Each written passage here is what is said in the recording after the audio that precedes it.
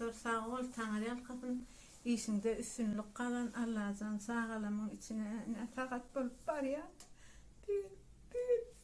Degen ağlayan.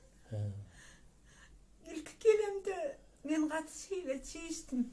Sonra yok onu gelme aparat ettirmeden deydi o benim önüm uydu. Sakladım derken. Son biraz insellim vaat ettim. Ondan sonra geldim olayın yine alli. Yine annem gülüyarak boldum. Yine bir yılın içinde 3 sefer geldim. Ne deyip olsa belki hem şu ketelimin yağdayının ne hilliğini bilmeye bir umudum var da. Şöyle markada olumiyoma vardı ona ait da. Hava matkamda lokam yom var diye kistam yom.